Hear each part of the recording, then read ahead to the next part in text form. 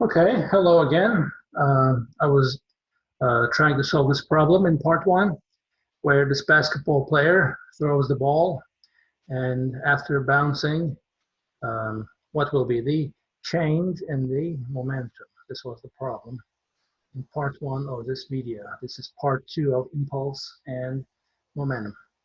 So what is the change in the momentum? Now, let's name these V2 and V1. I think V2 was 3 meters per second. This is the speed after, and the speed before is 4 meters per second. Now, delta P is a vector quantity. There will be components to it, an x component in the x direction, and in the y direction, a y component. And P is defined as, momentum is defined as mass times velocity. So the x component of momentum has to do with the x component of the velocity, all right? So delta P x, the x component of the difference in momentum, will be m times v2x minus m v1x, and delta py will be equal to m times v2y minus m v1y. So let's find what these are. Mass is given as 1 kilogram. So multiplication by 1, we can ignore that. Let's say 3 here. That's for v2x. I need the x component, which is right here. Okay, that's the x component, right? v2x. Similarly, I'll need the y component later, which will be over here. So v2x is, this is 35, therefore this hypotenuse times sine 35, right? So 3 sine 35 degrees. Now I'm going to subtract 4 times cosine 40 from that. Cosine 40 degrees. So let's do this. Make sure your calculator is set to degrees, not radians. 3 sine 35 minus 4 cosine 40. Okay, I got a negative number.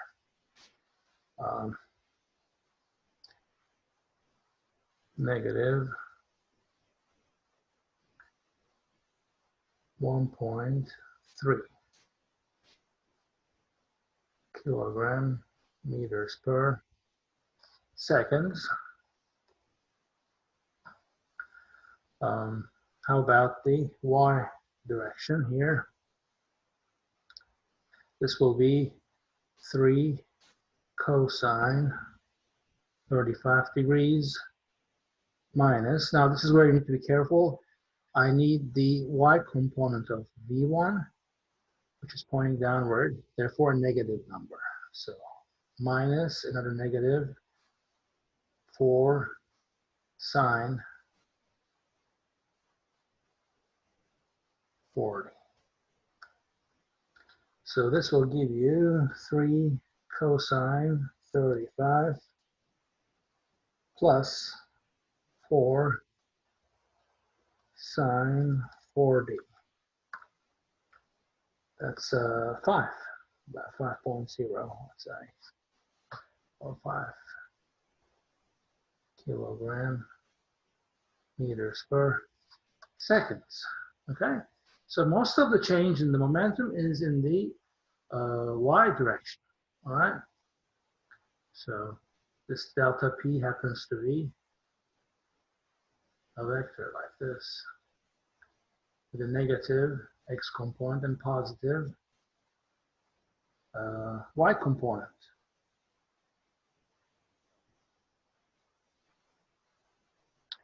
All right. Now, these are not ideal conditions. What do I mean by that? Imagine instead of a basketball, you had a beam of light. You have a flashlight or a laser pointer, and then a perfectly smooth surface like a mirror. In that case, first of all, you would expect the angles to be the same, right? And of course, there wouldn't be any change in the speed of that light particle anyways. But what I'm saying is you wouldn't really expect a change in the momentum at all in the x direction. All right, these are the very ideal situations. Or for even a basketball, if it was perfectly smooth, maybe you would have something like that.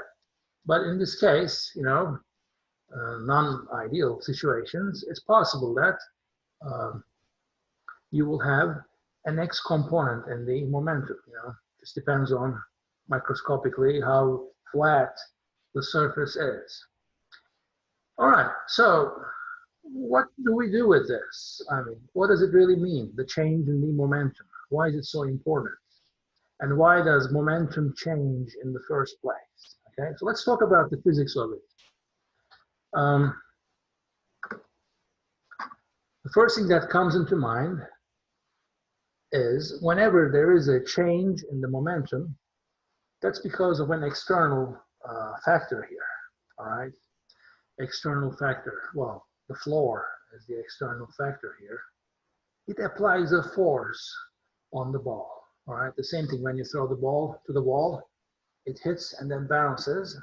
That's the external element which is responsible for this change in the momentum because it exerts a force, all right? You're driving a car, your momentum is a given number, and then 2 minutes later, maybe you're going slower.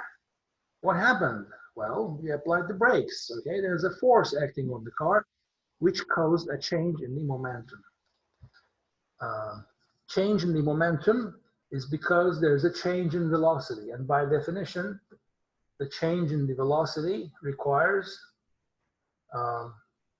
or means acceleration, and there's no acceleration without force, right? Newton's law. So basically, we got to check this definition here. P equals m times v. We got to check it with the physics that we already know, such as Newton's laws. So take this definition of momentum here, and then see if it agrees with Newton's second law. Newton's second law, which says that the net force acting on a particle, which is, by the way, defined as the sum, right? The sum, the vector sum of all forces acting on it, will be equal to its mass times its acceleration. All right? If we're talking about the instantaneous acceleration, what is the sum of all the forces at that instant? All right? Force, well, maybe time dependent. And especially in this case of the ball bouncing, it'll indeed be a time-dependent force. Well, first of all, this force is not even there until the ball starts touching the surface, all right? And the whole interaction maybe just takes, a tenth of a second or something, really fast. But during that time interval, like if you shoot this with a high-speed camera so that you can watch it in slow motion, you will see that the ball will deform. Its shape will change, right? So imagine this is the surface here.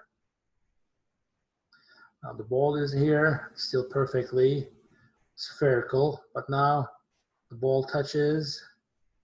Okay, now the ball changes shape because it's a soft material compared to the wall, right?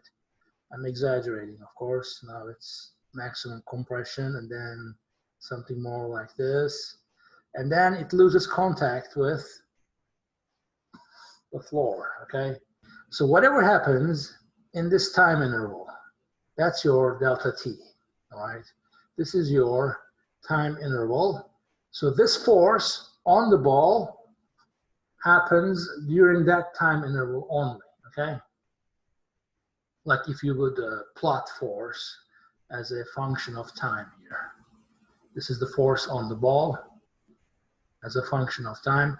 Nothing really happens until you make the first contact, and it lasts until this point in time.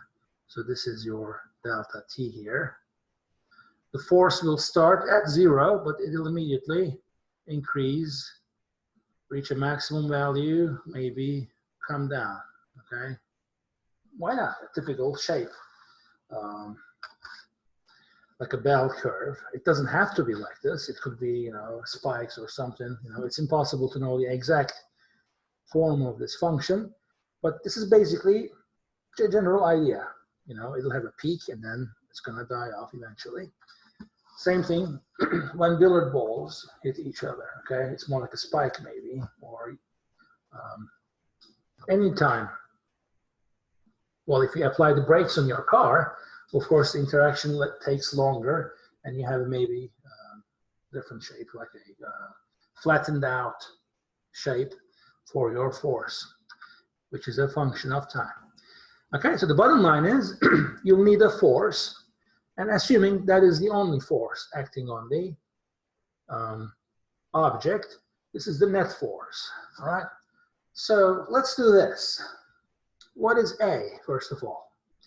Okay, so for those of you who have taken calculus and taken physics with a calculus base, you know that A is nothing but the first time derivative of the velocity. Okay? If you are unfamiliar with this notation and you don't know anything about calculus, don't worry about it. Just remember the definition of average acceleration. That works too, which is delta V over delta T. Okay? So I'm going to assume that you haven't taken any calculus. So let's just use this delta V over delta T. And let's use the average values. All right? So I can write this as m delta V by delta T. Okay? All right. Let me take this equation and multiply both sides by delta T. So I have here this sum, Fi. I goes from 1 to many number now, no matter, depending on how many forces you have, the net force. So this times delta T, all right, equals m times delta V, the change in the velocity. All right, now if I do it like this, with the average acceleration, I'm really talking about an average value for this force, the net force, with a net time interval, okay? Instead of just a value for the force at a given time, I'm talking about an average value within that time interval, which has to do with this just usage of average acceleration here. One idea is to take the limit really when delta T goes to 0, really small increments, all right? Now, if you do that, the change in the velocity will be small as well if you take this limit, all right? And you can repeat it for different time intervals. Like, let me use a different color here, blue. You could, let's say, start here and then move on to here. Okay? The thing on the left now becomes the area under that curve. Here, the same thing. Find the area under the curve, and then another increment, find the area under that section. I mean, if you know calculus already, you know what this corresponds to. It corresponds to an integral, all right? I'm just telling you, if you don't know the calculus terms, I will end up finding the area under this force time curve. this is what this is gonna give me if I repeat this doing, okay? If I repeat doing this, I'll have the area under that curve, and that will give me area under that curve. That will give me m times the final velocity. Okay, we called it 2, right? Final velocity minus m times initial velocity, which is nothing but delta p. All right, this is delta p. So I just associated the area under the force with the change in the momentum. But keep in mind, momentum is a vector quantity. So I'm going to give this guy a name here, okay? I'm going to call it impulse. Impulse, use the letter I, and put an arrow on top of it, which reminds me that it's still a vector. This impulse is going to be equal to the change in the momentum. Okay, this is called the impulse momentum theorem.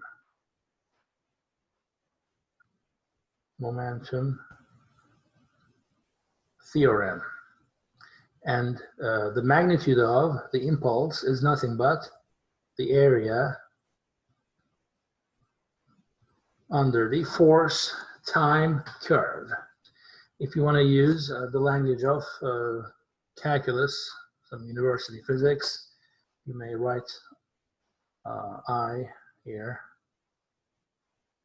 as an integral from some initial t to final t of this quantity here, fi. The sum is over I as a function of time, dt, okay? Because you would be using the definition of a and multiply both sides by dt, etc. Like I said, if you don't know anything calculus, don't worry about this. Just keep in mind that I will be equal to the area under the force time curve. All right. So there's some other properties to this, though. Like I said, this was here some average force. Average force. So what if I just go along with that, with the idea of average force? So within this time interval, can I come up with a value for F, which I will call average force, maybe somewhere here, F average. All right. That will represent this actual force here in that time interval. The answer is yes. I just need to find the area of this rectangle here. Okay. If the area of the rectangle is equal to the actual area under the original force curve, this means I found my average force. And then the average force times this delta t here, delta t, will give me the change in the momentum, therefore the impulse. All right. So problems that require impulse momentum theorem can be asked two ways. You know, like I could give you the initial and final velocities, and you could find what the change in the momentum is, just like I did earlier. And then from that, you could simply calculate I, right? For instance, if I wanted to calculate I here, that would be simply equal to square root of negative 1.3 squared plus what, 25, right? 5 squared is 25. Just find that number. Let's just do it. So 1.3 squared plus 25, and then take the square root of that. That would be 5.2. 5.2. This is your impulse. Okay. The unit is kilogram meters per second, but better, just use this here. Newtons times, the force is in newtons, and the time is in seconds. So Newton seconds, that's equivalent to Newton seconds. That's the unit for impulse. All right? So you could find impulse, and then if I tell you that, hey, the whole interaction between the basketball and the floor, you know, it took 0.1 second. I just made up this number, okay? What if delta t is 0.1 seconds? All right, then what is the average force that the floor exerts on the basketball? All right, just take I and divide it by delta t. 5.2 Newton seconds divided by 0.1 seconds, which is 52 newtons. Okay? Now that's one way. Another way, another type of problem that uses impulse momentum theorem, I could give you the exact shape of the force. All right? Let's say you're pushing a cart, you know, and the interaction time is a couple of seconds now. It's a longer time period. I can approximately tell you what the function looks like, right? Let's say this is like a trapezoid. Okay. This is, I said a couple of seconds. In the first 3 seconds, you increase the force, and then you keep it the same for another 3 seconds. You're basically accelerating, right? And then force becomes 0 at t equals 10 seconds. Okay. This is force in newtons, and the maximum force is 2 newtons that you exert on the object. Okay, something like this. So given this, if I told you, okay, hey, the initial velocity of the object was v initial, v1, it was 1 meters per second. What will be the speed at, let's say, I don't know, 10 seconds, right? At t equals 10 seconds. Then you would find this area first. Find the area. That will be your impulse. And equate it to the change in the momentum. V1 is given, find V2. You need to know what the mass is, of course. Let's say mass is 12 kilograms. All right. So you would find the area of this, the area. Okay, if you know the formula for the area of a trapezoid, use it. It's the base plus top divided by 2 multiplied by the height. Okay, if you can't remember that formula, just find the area of a triangle here, another triangle, and the rectangle in the middle, and add them up. Okay, you can find the area easily. So it's going to be, okay, 10 plus 3 divided by 2 times 2 Newton seconds. All right, so did I do it right? 10 plus 3 divided by 2. Okay, so 2's cancel. 13 Newton seconds is your impulse. This will be equal to the change in the momentum All right, n is 12, so 12 kilograms times the unknown velocity, v2, minus 12 times 1, right, that was the initial velocity, equals 13 Newton seconds. Therefore, v2 will be 13 plus 12, 25, divided by 12. Okay, it's about 2 meters per second. Okay, another type of problem that uses the impulse momentum theorem. Okay, so let me stop here now.